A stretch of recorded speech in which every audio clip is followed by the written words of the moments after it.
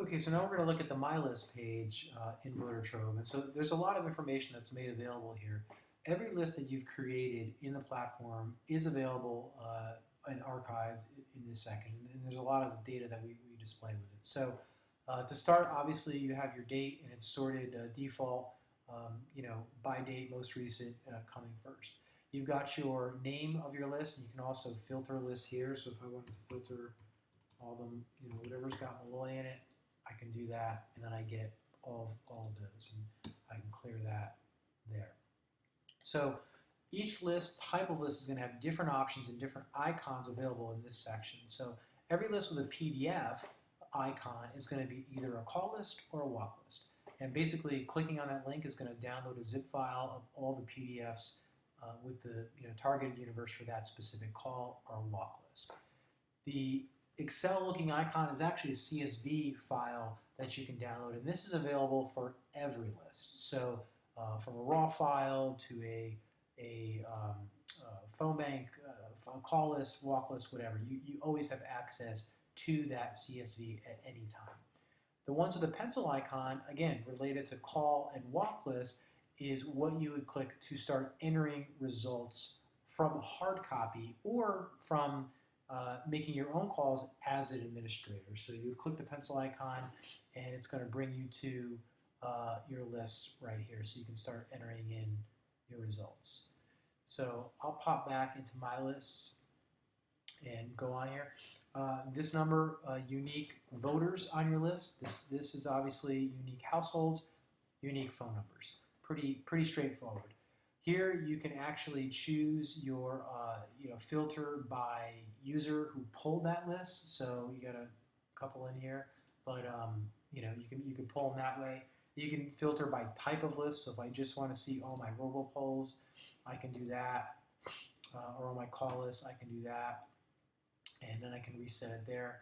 Analytics are different based on the type of list. So generally, and there's not going to be results in here, unfortunately, but if I select a poll, and this is the one we had set up in the other part of the app, and we did the tutorial on it, it gives you a listing of basically your results: unsuccessful contacts, no answer, left voicemail, live contact, number of calls made.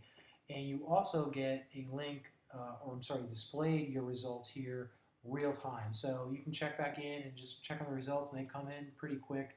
When you do have results, and I'll have to find one that does have results, but you can come in here and click on an icon and then add them into your segments or profiles or groups based on their response. So that functionality is actually, in our call list, should have it here. So this October phone bank we'll go into, and we do have a result here. So as you can see, I've got my results.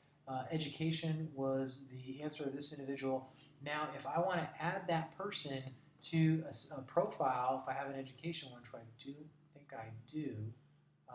I don't, but let me just, for argument, for just adding in something, let's just say we'll put it in taxes. But that shows you how you can just easily add into profile segments, groups based on responses right on the fly. So you can do that right on this screen. And that is the same thing for call lists and walk lists. So that's analytics. You have a few options on detail. So universe is one that's probably going to be used a lot. This basically gives you a rundown of the composition of that list, of the universe that you selected. So if you need to come back a month later and say, hey, well, we did that mailer, where did it go? We need to know. You come back in here, you can check it out, and we store all those criteria right here.